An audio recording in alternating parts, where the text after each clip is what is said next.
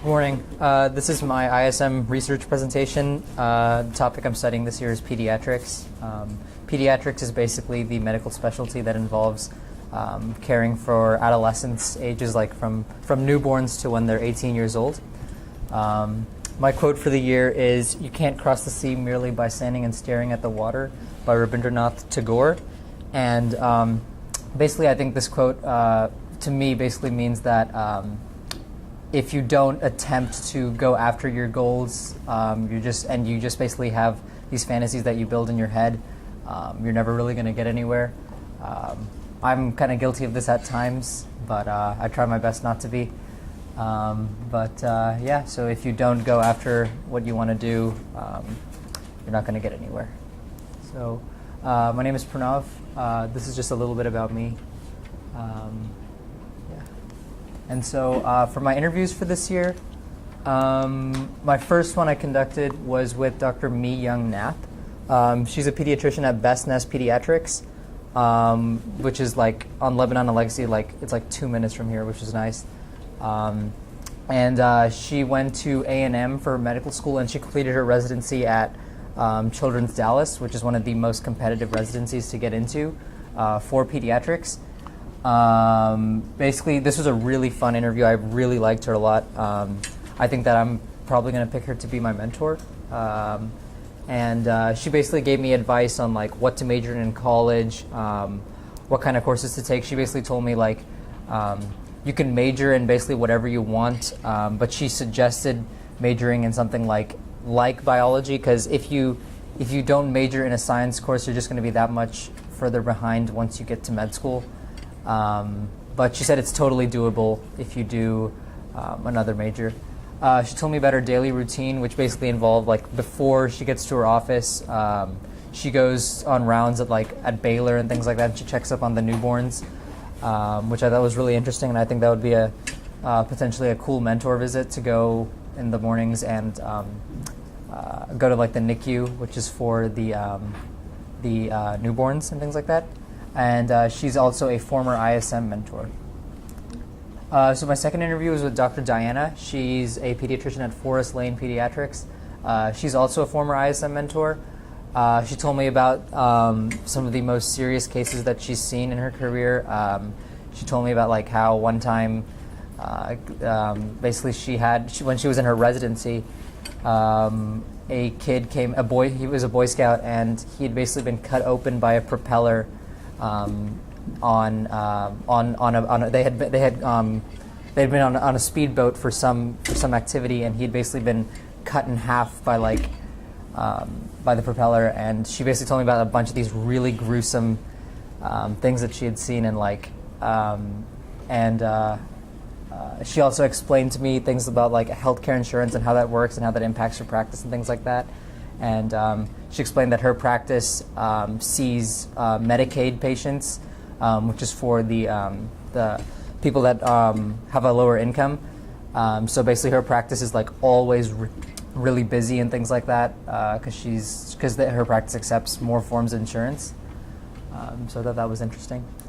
And my third interview was with Dr. Kathleen Stokes. She's a pediatrician at Frisco Pediatrics, which is literally like on Parkwood. And she was basically one of the first pediatricians in Frisco, so she's been practicing for a really long time.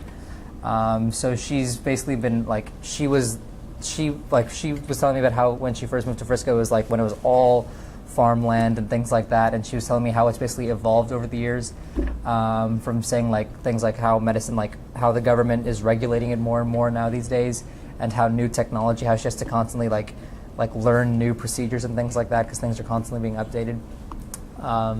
She also told me about how she like kind of hates like nurse practitioners and other things that are coming up, and like how they're sort of taking over jobs from physicians and things like that. And she was also a former ISM mentor. And my fourth interview was with Dr. Kumar. He's a pediatrician at Lone Star Pediatrics. He told me things about how being a foreign medical grad versus a U.S. grad impacts your basically impacts your chances on getting into a residency.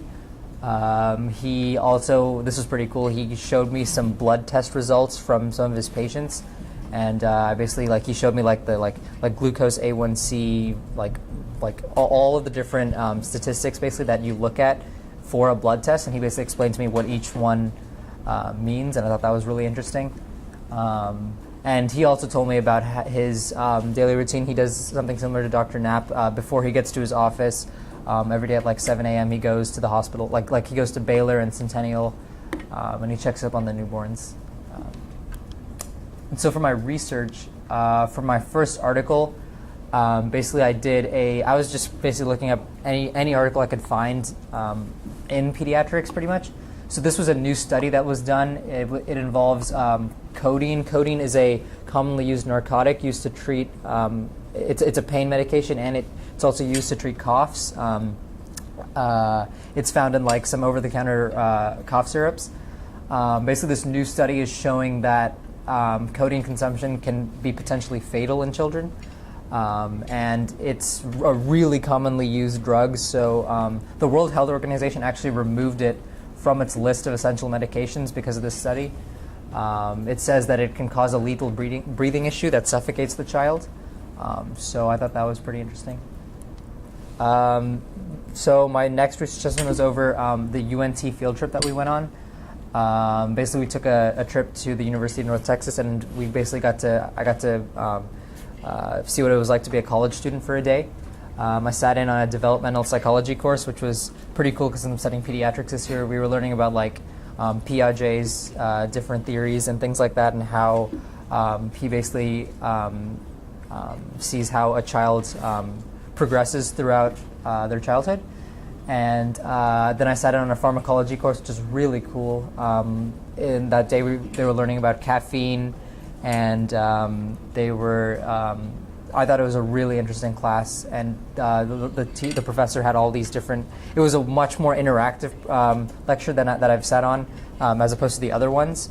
The teacher, like the professor, she knew like everybody's name in the class, and I thought that was really cool because you don't normally typically see that in a college class. And then my third one I sat in on was an entry-level biology course. During that class, we were learning about telomeres. Telomeres are basically a part of the cell that is involved with aging. So as the telomere gets shorter, that's why people's bodies, that's why people's cells sort of degenerate as they get older. So she basically broke down like how telomeres work and things like that. So my next research assessment was over prevention of sudden infant death syndrome.